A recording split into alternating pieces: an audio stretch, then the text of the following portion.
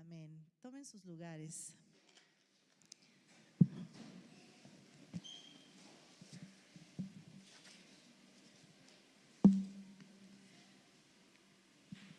Dice la palabra que la palabra es un escudo para todos los que buscan su protección. Amén. Entonces, cuando nosotros recibimos esta palabra, es un escudo para nuestra vida espiritual, ¿no es así? Y hoy quiero compartir algo que quizás pues sea algo fuerte, ¿verdad? El tema dice así: hay 6 cosas que el Señor odia. No, son 7 las que detesta. Gloria a Dios. Y vamos a comenzar leyendo lo que dice la palabra en Proverbios capítulo 7 del 16 al 19. Le invito a que siga teniendo ese hábito de traer su Biblia.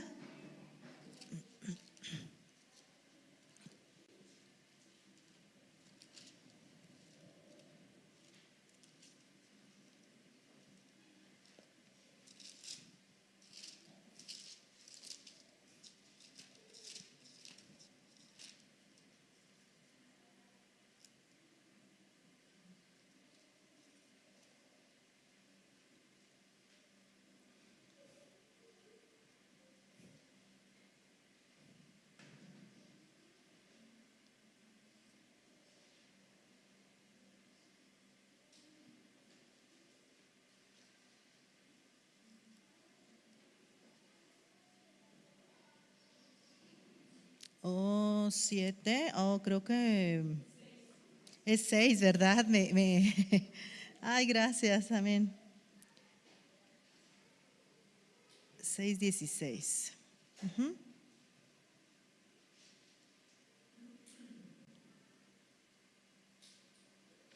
Amén. Dice así en el nombre de Jesús: hay 6 cosas que el Señor aborrece y 7 que le son detestables: los ojos que se enaltecen, la lengua que miente, las manos que derraman sangre inocente, el corazón que hace planes perversos, los pies que corren a hacer lo malo, el falso testigo que esparce mentiras y el que siembra discordia entre hermanos. ¿Cuántos dan alabanza a Dios? Qué fuerte palabra, ¿verdad? Y yo me quedaba pensando es fuerte la palabra siempre, pero de alguna manera necesitamos que la palabra sea fuerte para poderla a veces entender. Gloria a Dios. Dice: hay 6 cosas que el Señor detesta o aborrece, ¿verdad? No, son 7 las que detesta, dice Salomón, ¿verdad? Dice: los ojos, yo tengo en esta versión, los ojos arrogantes, los ojos orgullosos. ¿Qué es una persona arrogante, amado hermano? Una persona arrogante es la que se cree superior a los demás, aquel que tiene aires de grandeza, cree que el éxito le pertenece para siempre. La palabra de Dios nos dice en esta mañana que una de las cosas de la cual el Señor no está muy orgulloso es de las personas que son arrogantes, las personas que son orgullosas, aquella persona que se cree superior a los demás, que tiene aires de grandeza y cree que el éxito le pertenece para siempre. ¿Cuántos arrogantes hay aquí? ¿Hay arrogantes o orgullosos en casa? Tiene que poner cuidado con eso, ¿verdad? Porque eso es algo que el Señor no soporta. Una persona arrogante que se quiere creer más que los demás no puede ser llamado hijo del Señor. Gloria a Dios. Si alguien se cree importante cuando en realidad no lo es, se está engañando a sí mismo. Esto lo dice en Gálatas. Porque la vanagloria ciega, ¿no es así? ¿Cuál podría ser? A ver, ayúdenme un poquito. ¿Cuál podría ser lo contrario del orgullo y la arrogancia? La humildad. Muy bien. Lo contrario de la arrogancia o del orgullo es la humildad. La próxima vez, mi amado hermano, que te quieras alzar un poquito, tienes que decirte a ti mismo: cálmate, ego. Porque la humildad debe de estar presente siempre en tu vida. Alguien vino a mostrarnos la humildad a esta tierra. Nuestro amado Jesús. ¿No es así? Nos vino a demostrar. Y siendo el Hijo de Dios, vino a demostrarnos ese amor, esa humildad. A Él le correspondía todo. Dios le había delegado todo. Le había dado poder. Gloria a Dios. Y no por eso se sintió más que los demás, sino al contrario, nuestro amado Yeshua vino a demostrarnos esa humildad en nuestra vida. ¿No es así? Entonces, a ver, diga conmigo: cálmate, ego. ¿Verdad? Calmémonos, porque a veces podemos creernos mucho y el Señor quiere que demostremos la humildad. Si alguien se cree importante cuando en realidad no lo es, se está engañando a sí mismo. El Señor ve a cada uno de nosotros cuando tenemos humildad. ¿No dice su palabra que a todos a aquellos, verdad, arrogantes y orgullosos los ve de lejos? Pero al que es humilde, dice su palabra, que lo ve de cerca. Te va a ver de cerca el Señor cuando tú seas una persona humilde. No una persona arrogante, orgullosa, que le falta el perdón, que le cuesta pedir perdón, que no reconoce sus errores, sino siempre cree que todo es tan perfecto. Esas personas están lejos de la presencia del Señor. Gloria a Dios. Los ojos arrogantes es una de las cosas que el Señor aborrece y detesta. Qué fuerte es esta palabra, ¿no es así? Vamos a darle una ofrenda de palmas al Señor. Amén.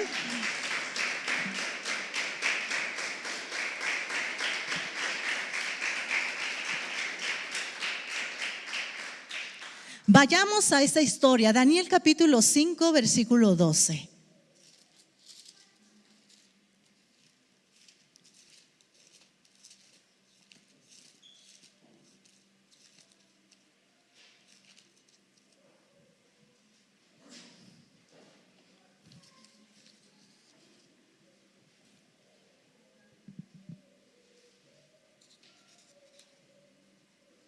Dice así: el rey Belsasar ofreció un gran banquete a 1000 miembros de la nobleza y bebió vino con ellos hasta emborracharse. Mientras brindaban, Belsasar mandó que le trajeran las copas de oro y de plata que Nabucodonosor, a ver, diga conmigo, Nabucodonosor. Sí le sale muy bien. Su padre había tomado el templo de Jerusalén. Y así se hizo. Le llevaron las copas y en ellas bebieron el rey y sus nobles junto con sus esposas y concubinas. Ya borrachos, se deshacían en alabanzas a los dioses de oro, plata, bronce, hierro, madera y piedra.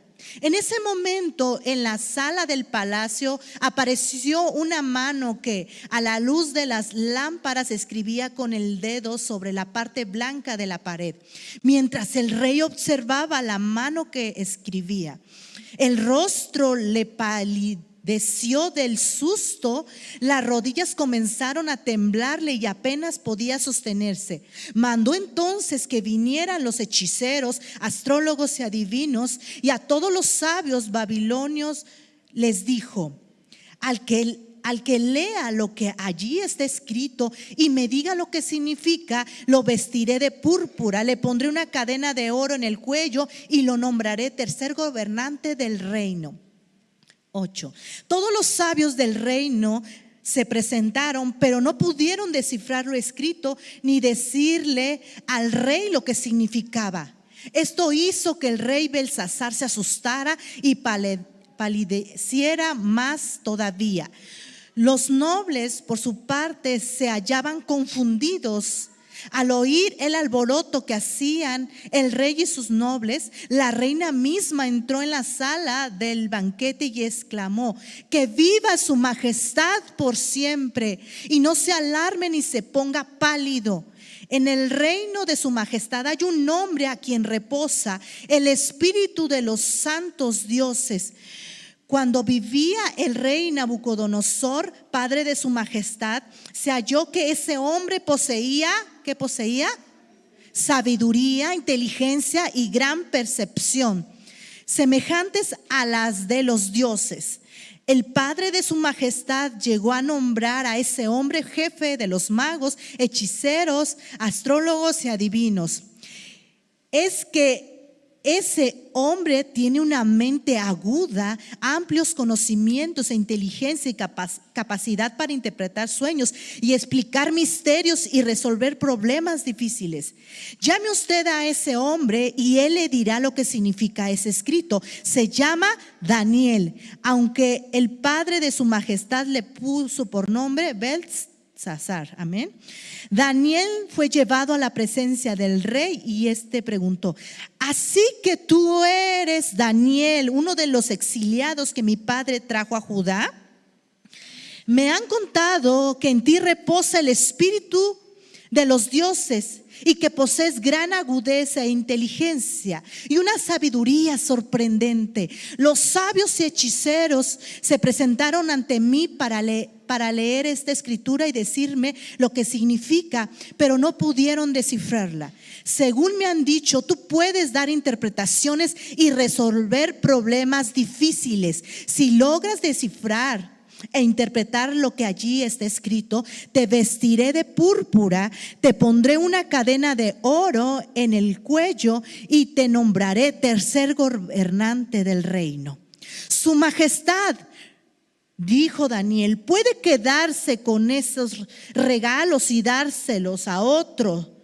Yo voy a leerle a su majestad lo que dice la pared y le explicaré lo que significa. Vamos en el 18. El Dios Altísimo dio al rey Nabucodonosor, padre de usted, grandeza, gloria, majestad y esplendor. Gracias a la autoridad que Dios le dio, ante él temblaban de miedo todos los pueblos, naciones y gente de toda lengua. A quien él quería matar, lo mandaba matar, y a quien él quería perdonar, lo perdonaba. Si quería promover a alguien, lo promovía, y si quería humillarlo, lo humillaba. Pero cuando su corazón se volvió como arrogante y orgulloso, se le arrebató el trono real y se le despojó de su gloria. Fue apartado de la gente y recibió la mente de un animal. Vivió entre los asnos salvajes y se alimentó con pasto como el ganado. El rocío de la noche empapaba su cuerpo. Todo esto le sucedió hasta que reconoció que el Dios Altísimo es soberano de todos los reinos del mundo y que se los entrega a quien Él quiere. Sin embargo, a pesar de saber todo esto, usted, hijo de Nabucodonosor, no se ha humillado. Por el contrario, se ha opuesto al Dios del cielo, mandando traer de su templo las copas para que beban en ellas, y sus nobles y sus esposas y sus concubinas. Usted ha deshecho en alabanzas a los dioses de oro, plata, hierro, madera, piedra, dioses que no pueden ver, ni oír, ni entender. En cambio, no ha honrado al Dios en cuyas manos se hallan la vida y las acciones de su majestad. Por eso Dios ha enviado esa mano a escribir lo que allí parece: Mené, Mené, Tekel, Parsin. Pues bien, esto es lo que significan estas palabras. Mené, Dios ha contado los días del reino de su majestad y le ha puesto un límite. Tekel, su majestad ha sido puesto en balanza y no pesa lo que debería pesar. Parsin, el reino de su majestad se ha dividido y ha sido entregado a los medos y persas. Entonces Belsasar ordenó que se vistiera a Daniel de púrpura, que se le pusiera una cadena de oro en el cuello y que se le nombrara tercer gobernante del reino. Esa misma noche fue asesinado Belsasar, rey de los babilonios, y Darío el persa se apoderó del reino. Para entonces Darío tenía 62 años. ¿Cuántos pueden dar una ofrenda de palmas al Señor?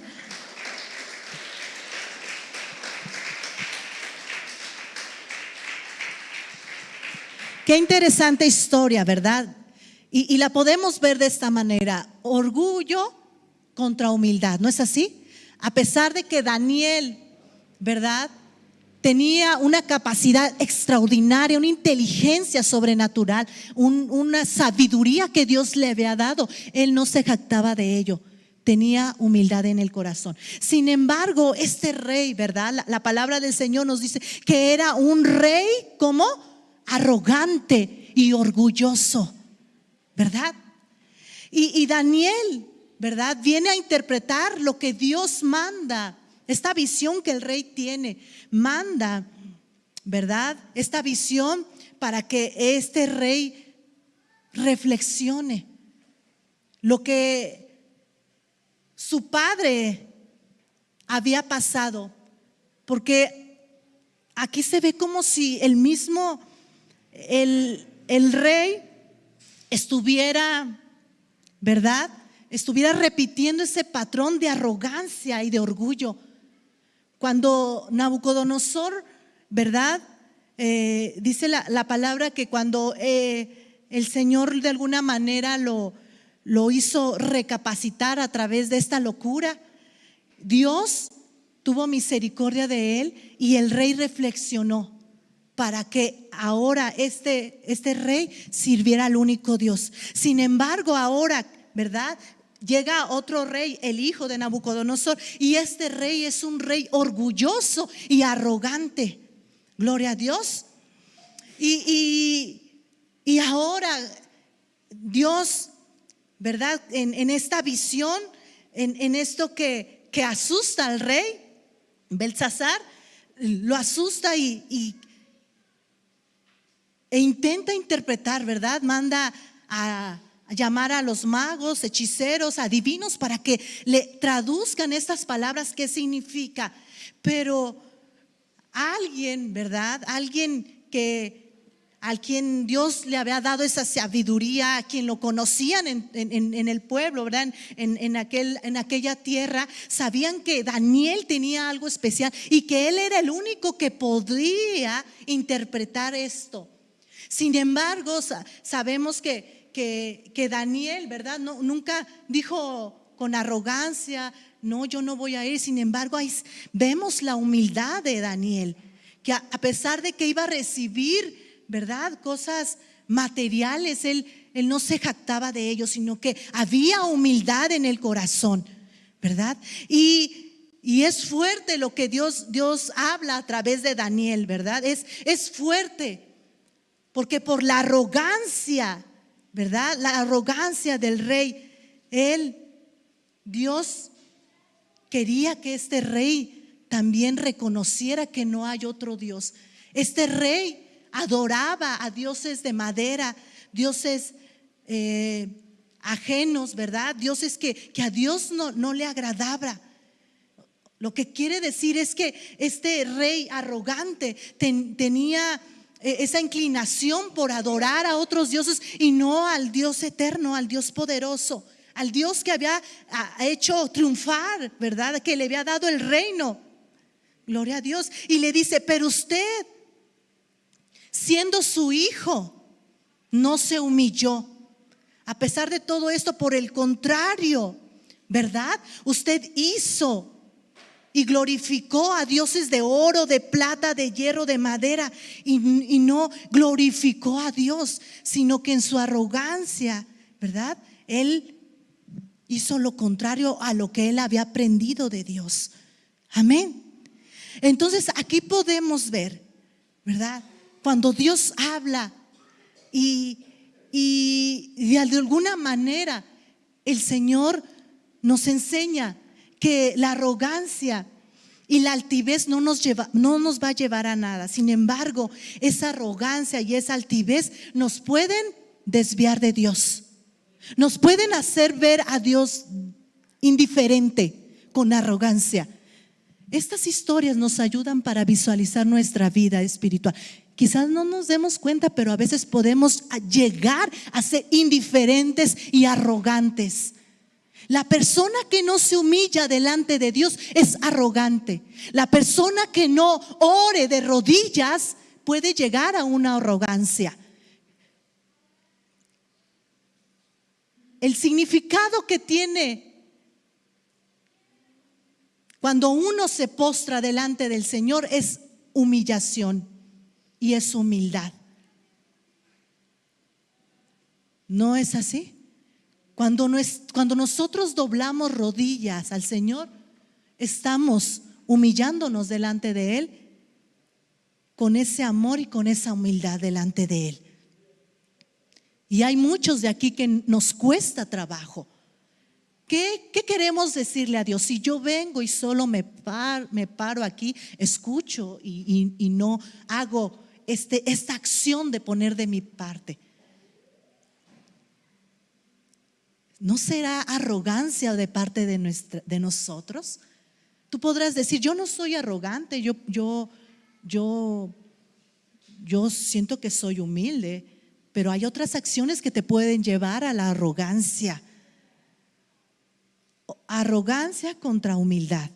Uno decide qué quiere ser delante de la presencia del Señor. ¿Quieres que Dios esté cerca de ti? Humíllate y sé humilde delante de Él. Pero si tú crees que el Señor está lejos, es porque seguramente hay un poquito, unos 2 kilos o 2 gramos de arrogancia en tu vida. Pero hay que tener cuidado con ello. Amén. ¿Cuántos dan alabanza al Señor? Dice su palabra, porque el Señor es excelso y atiende, diga conmigo, atiende al humilde, mas al altivo lo conoce de lejos. Aquel que no quiere orar, aquel que no quiere acercarse, que no quiere darle la alabanza, hermano, yo creo que es una persona arrogante, que le cuesta humillarse delante de Él. Porque el Señor es excelso y atiende al humilde, mas al altivo lo conoce de lejos. Amén. Gloria a Dios. Seguimos adelante, vamos comprendiendo. Amén. Número 2, la lengua mentirosa.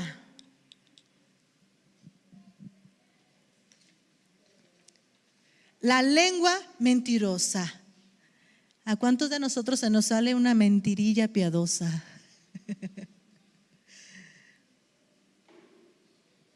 Decía a los pastores, siempre recuerdo esto: dile al abonero que no estoy. Dice mi mamá que no estoy. La lengua mentirosa. ¿Sabes que la lengua mentirosa se puede hacer costumbre y no te das cuenta?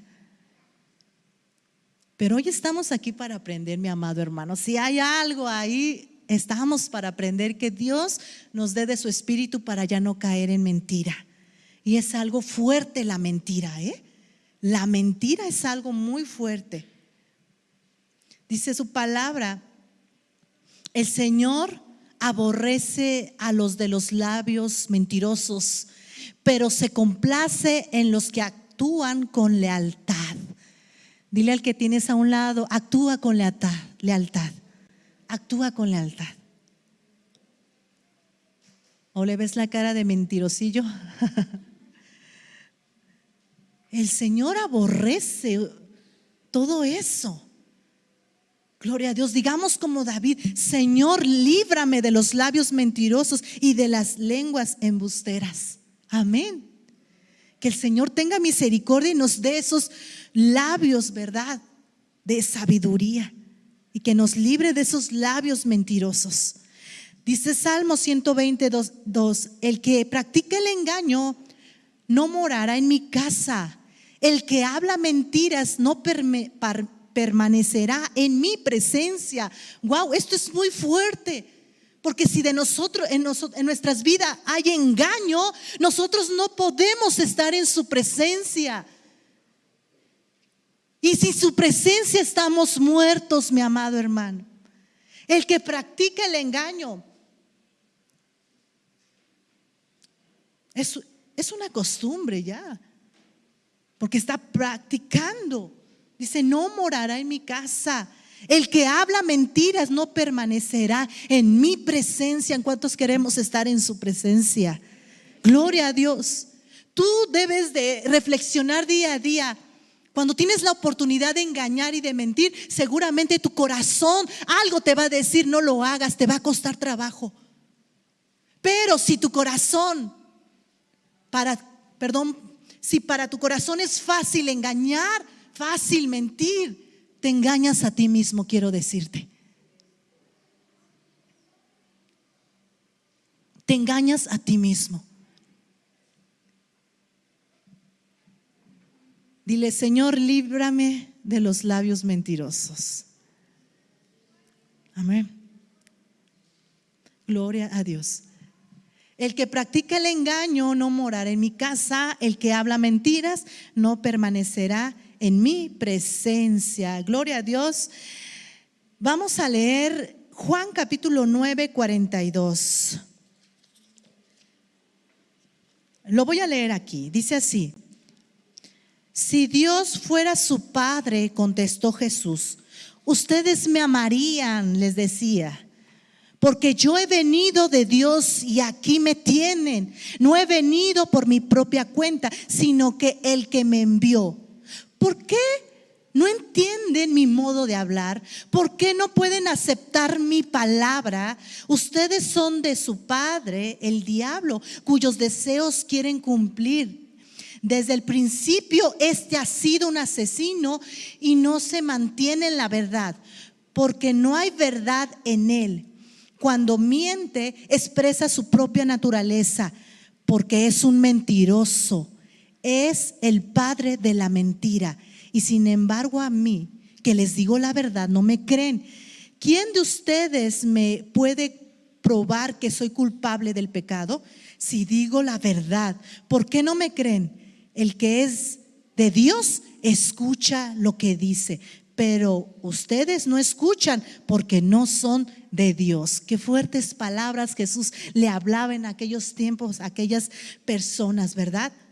Que Él, ¿verdad? En su palabra de alguna manera les decía, ustedes son mentirosos, pertenecen a la mentira. Su padre es la mentira, es el padre de la mentira, ¿verdad?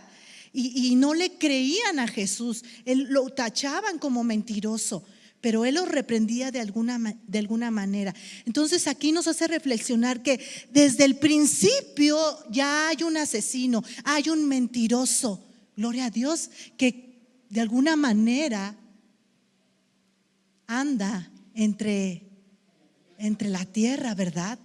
Engañando a todo el mundo. Ese es el padre de la mentira. Gloria a Dios. Amén. El Señor aborrece los labios mentirosos, pero se complace de los que actúan con lealtad. Dile, Señor, ayúdame a practicar la lealtad. Amén. Ayúdanos a ser leales a ti, Padre, en el nombre del Señor. Gloria a Dios. Que el Señor reprenda al padre de la mentira, porque todos podemos caer en ello. Y es algo, son de las 7 cosas que el Señor aborrece. Gloria a Dios. ¿Cuántos dan alabanza al Padre? Amén. ¿Estamos entendiendo la palabra? Gloria a Dios. Bueno, entonces, de hoy en adelante tendremos mucho cuidado si engañamos a nuestros padres, si engañamos a nuestros maestros, si engañamos a nuestros hermanos. Y a veces, de verdad, hasta el mismo mentiroso cae en su propia mentira, ¿no es así? Todo cae en su propio peso. Y lo único que estamos sembrando es más mentira para las siguientes generaciones. Entonces, el que nosotros, ¿verdad?, nos sinceremos con alguien, esto nos va a ayudar a tener esa humildad. Si yo dije una mentira y hoy estoy comprendiendo, puedo ir y aclararlo. Es enfrentar la situación, porque lo único que hace una mentira es crecer tras otra mentira y nunca termina, hermano. Y esto a Dios no le agrada. El Señor quiere que seamos leales y que cumplamos su palabra, ¿no es así? Amén. Número 3, y aquí voy a juntar estas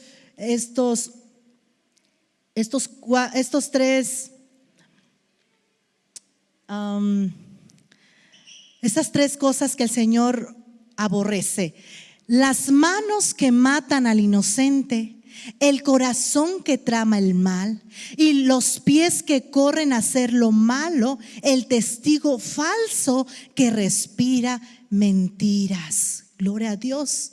Las manos que matan al inocente. El Señor Jesús le decía a aquellas personas: ustedes son de su padre el diablo, cuyos deseos quieren cumplir. Desde el principio ha sido un asesino y no se mantiene en la verdad. Gloria a Dios. Las manos que matan al inocente. ¿Cuántas personas ya no vemos en la tierra sino aquí, verdad? En nuestro estado, en nuestro país, buscan justicia por algún ser, ¿verdad?, que han violentado, que han asesinado a sangre fría. Nuestro país es violento, ¿no es así? Y el Señor dice en su palabra que es algo que aborrece, el que mata a gente inocente. La persona que mata, ¿verdad?, a la gente inocente, Dios lo ve desde lejos y tiene preparado algo fuerte para él. Será juzgado por sus acciones. Amén. Una ciudad violenta es el resultado de la ausencia de Dios. Eso es el resultado. La violencia que puede ocurrir, ya sea en casa o en los alrededores, es el resultado de la ausencia de Dios. Cuando Dios está en el hogar, cuando Dios está en la ciudad, cuando Dios está en el país, podemos ver su gloria y podemos tener paz. Pero el resultado de la ausencia de Dios es toda esta violencia, donde no hay tolerancia, donde hay manos sangrientas, ¿no es así? Yo me quedaba pensando, el que practica el aborto ¿no tendrá esas manos que matan al inocente? El que practica el aborto, y es algo muy controversial, ¿verdad?, aquí en este tiempo. ¿Ustedes qué dirían? Pónganse a pensar, ¿sí o no al aborto? A mí me hacía reflexionar mucho. Las manos que matan al inocente, porque lo que traen en el vientre es alguien inocente que no se puede defender, ¿no es así? No es así. Es de reflexionar. Las manos que matan al inocente. El aborto es un asesinato. El aborto es un asesinato. Dos momentos que yo leo en la Biblia es la matanza de los inocentes en la historia de Moisés, ¿verdad? Y otro momento fue cuando nació Jesús. En el nacimiento de Jesús fue otro momento donde hubo una matanza de aquellos bebés, de aquellos pequeños, ¿no es así? Las manos que matan al inocente es una abominación, es una aberración delante del Señor. Gloria a Dios. El corazón que trama el mal, los pies que corren a hacer lo malo, el testigo falso que respira mentiras. Y veamos la siguiente historia, mi hermano. El primer crimen de la historia, ¿verdad? Vamos a ver lo que nos dice la palabra. A ver, dígame dónde se encuentra Caín y Abel. Muy bien. Génesis capítulo 4.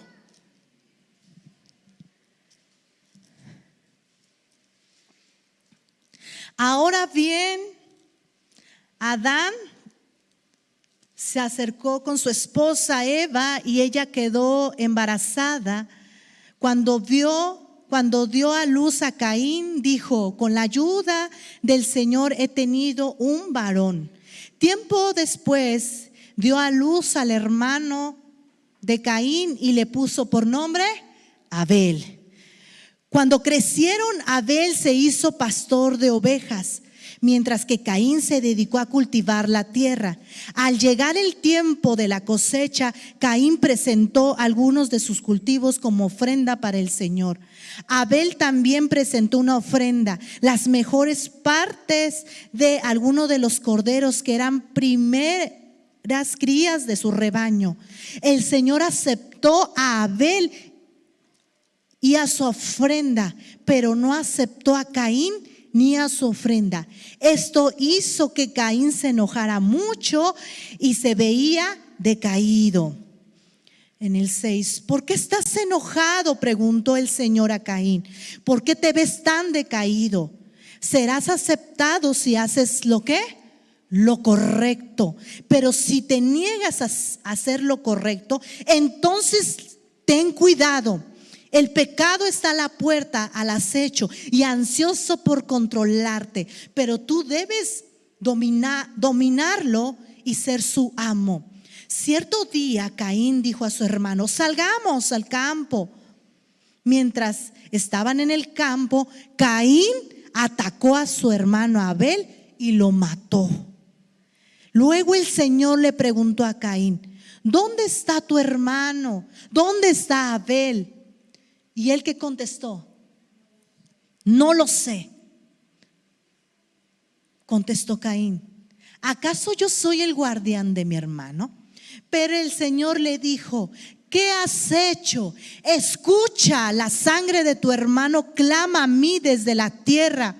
Ahora eres maldito y serás expulsado de la tierra que se ha tragado la sangre de tu hermano. La tierra ya no te dará buenas cosechas, por mucho que la trabajes. De ahora en adelante serás un vagabundo sin hogar sobre la tierra. Caín respondió al Señor: mi castigo es demasiado grande para soportarlo. Me has expulsado de la tierra y de tu presencia. Me has hecho un vagabundo sin hogar. Cualquiera que me encuentre me matará. El Señor respondió: no, porque yo castigaré 7 veces a aquel que te mate. Entonces el Señor le puso una marca a Caín como advertencia para cualquiera que intentara matarlo. Luego Caín salió de la presencia del Señor y se estableció en la tierra de Nod, al oriente del Edén. El primer crimen de la historia, mi amado hermano, ¿verdad? Caín mató a su hermano. El Señor le advierte, ¿verdad? Bueno, primero que nada, el Señor sabía que las ofrendas que estaban dando ellos no era una ofrenda grata delante de Él. Uno de ellos no estaba ofreciendo una ofrenda grata delante de Él. La ofrenda de Abel fue recibida por el Señor. Y aquí no da muchos, no se ve muy, ¿cómo se dice? Descriptivo la acción. ¿Por qué no recibió la ofrenda de Caín y de Abel? Sí, ¿verdad?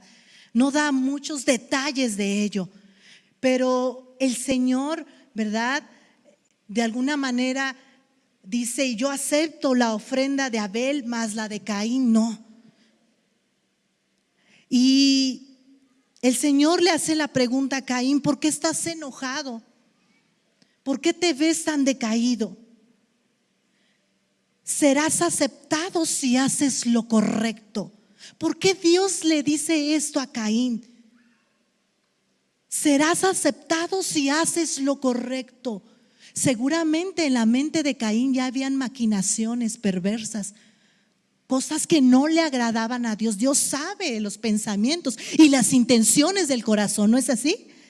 Y Dios le dijo a Caín: serás aceptado si haces lo correcto. Pero si te niegas a hacer lo correcto, entonces, dice su palabra, ten cuidado, porque el pecado está a la puerta, al acecho y ansioso. ¿Por qué? Por controlarte. ¿No es así el pecado, mi amado hermano? ¿No es así el pecado?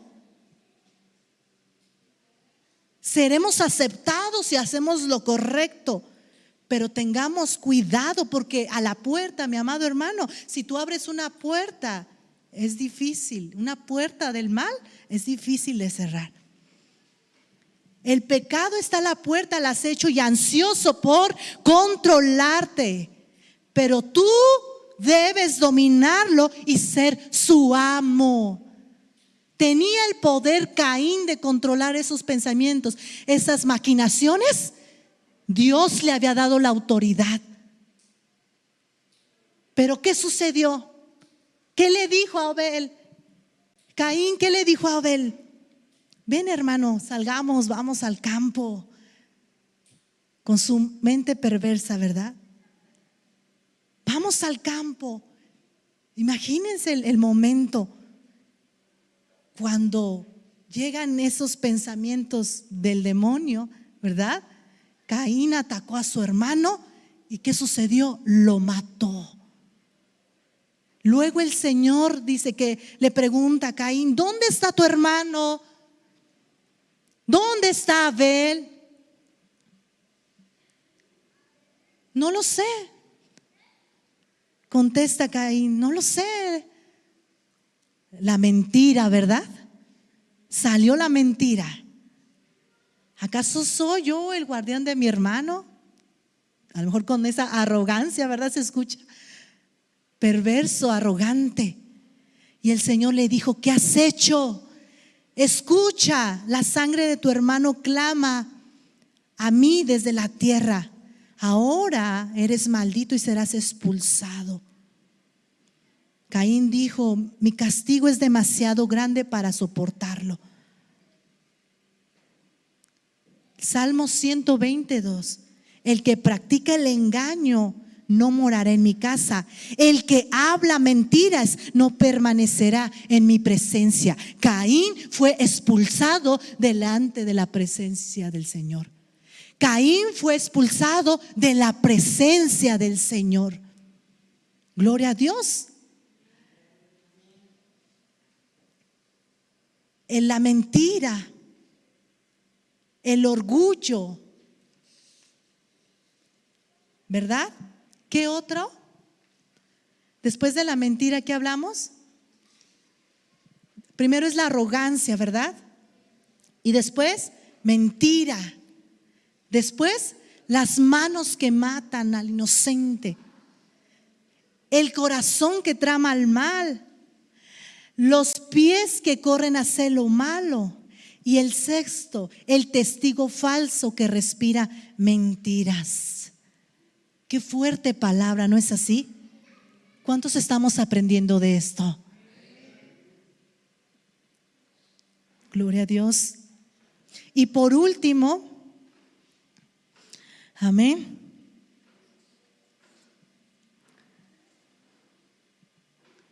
el que siembra discordia en una familia. ¿Cuántos alaban al Padre?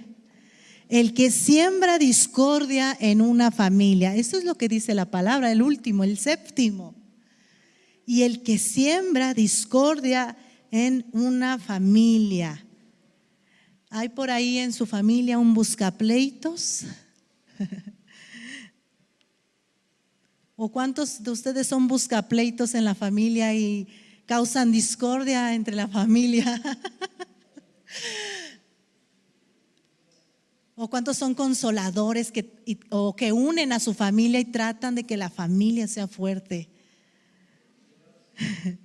¿Qué es una discordia familiar? Una discordia familiar, hermano, es un enfrentamiento, una discrepancia que surge entre los miembros de la misma familia cuando no se logra un acuerdo respecto a un asunto interno. Gloria a Dios. ¿Qué es la discordia familiar? Es cuando hay un enfrentamiento. ¿Cuántos enfrentamientos hay en casa semanales? Sucede, hasta en las mejores familias puede suceder, ¿no es así? Sucede en mi familia, a veces sucede. Y esto es el último, ¿verdad? La última cosa que a Dios no le agrada, que Dios aborrece, el que siembra discordia en una familia. Yo te quiero decir que tú no seas de esas personas que pone en discrepancia, que hace que entre las familias haya enfrentamiento. No, mi hermano, porque eso es algo que no es agradable delante del Señor, ¿no es así? También puede haber personas que siembran discordia, personas que son ajenas, que no pertenecen a la familia, que son causantes de los problemas familiares. Personas que destruyen familias. Dios aborrece al que siembra discordia en una familia. ¿Cuántos dan alabanza? Mateo 12:25. Jesús conocía sus pensamientos y dijo: todo reino dividido contra sí mismo quedará destruido. Una casa dividida contra sí misma se derrumbará. Más claro que el agua no hay. Una casa dividida contra sí misma se derrumbará. Las discordias familiares traen destrucción a la familia. La casa es dividida por los mismos familiares. ¿Cuántos problemas, verdad, familiares hay en nuestra sociedad? El diablo quiere eso. El diablo quiere ocasionar discordias en nuestras familias, en los matrimonios. ¿Cuántos divorcios? Somos el número 1 del estado con mayor alto índice de divorcios en Querétaro. El enemigo destruye matrimonios, destruye familias, odio, demandas familiares, todo eso. Hay discordias, pero siempre empieza con uno. Tengan cuidado. No permitan que la discordia entre en su familia. Seamos sabios, digan conmigo, seamos sabios. Todos necesitamos sabiduría. Si hay ahí como decía mi maestro, un arroz negro dentro del arroz blanco, ayúdele, hágalo entender con sabiduría. Porque quizás no se dé cuenta que está ocasionando problemas dentro de su familia. Y nosotros debemos de tener cuidado. Si amamos a nuestra familia, ¿cuántos aman a su familia? No permita que la discordia. Y si hay personas que están tratando de destruir su familia, aléjelas. No lo permita. Usted puede controlar eso. Los cabezas de hogar pueden controlar. Usted como mujer sabia puede saber lo que tiene que hacer. El que siembra discordia en una familia es una persona a quien Dios aborrece. Todo reino dividido contra sí mismo quedará destruido. Todo reino dividido contra sí mismo quedará dividido. ¿Cómo está tu reino en casa? Amén.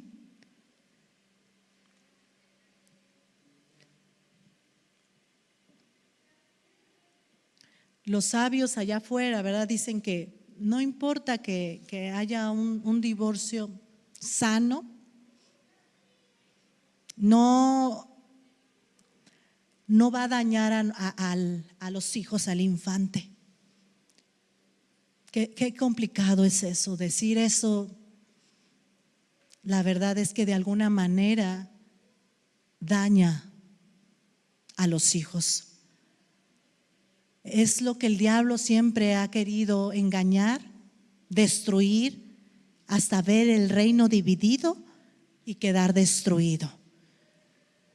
Y hoy el Señor nos quiere evitar de todo esto. Hoy el Señor nos quiere evitar de la arrogancia, de la mentira, de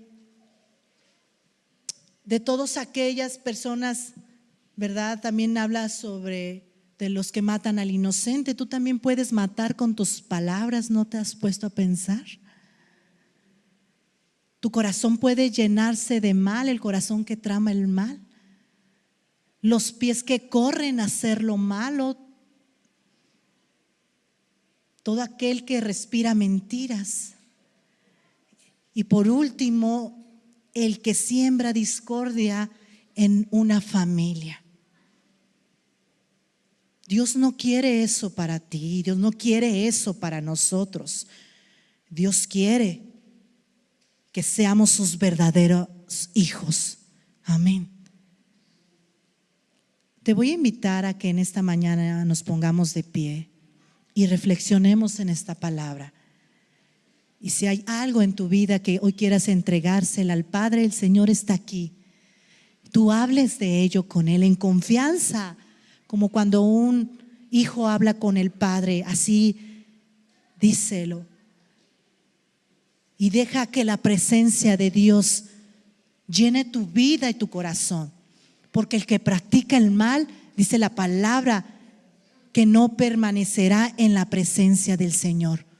Si tú quieres permanecer y estar en su presencia, debes de tomar el camino correcto.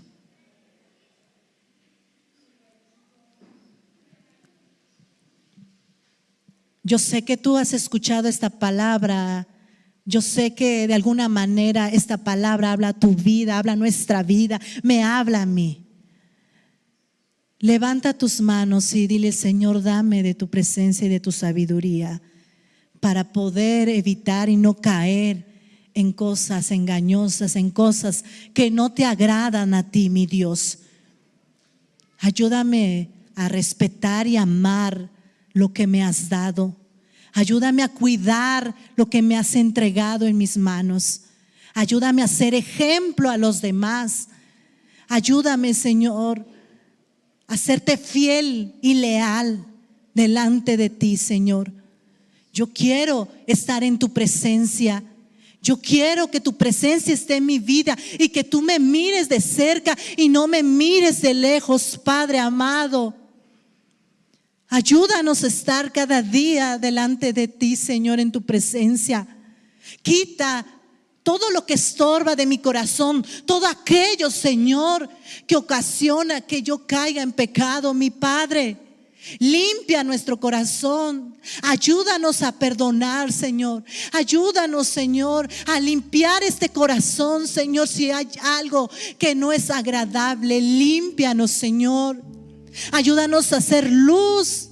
Ayúdanos a ser, Señor, esos hijos verdaderos delante de ti. Que tu presencia sea en cada una de las familias de mis hermanos, mis hermanas que están aquí, mi Padre. No permitas que los hogares se destruyan por causa del pecado. No lo permitas, mi Señor. El poder de tu presencia y de tu Espíritu Santo vaya en cada uno de ellos ahora, en el nombre de Jesús. Aleluya. Levanta tus manos para que Dios vea que tú quieres recibir su presencia en esta mañana. Si tú cruzas tus manos, si tú tienes tus manos abajo, le estás diciendo al Señor: yo no quiero de ti. Pero tú tienes que hacer un acto de humildad, de humillación delante de Él. Porque si no, seremos arrogantes delante de Él y Él nos ve de lejos. Sí, mi Señor, perdónanos, Padre. Aquí estamos delante de ti. Que tu presencia, Señor, esté en nuestras vidas. Que el Espíritu de Dios more en nuestros hogares, Padre. Que el Espíritu de Dios, Señor, se manifieste de una manera especial sobre nosotros.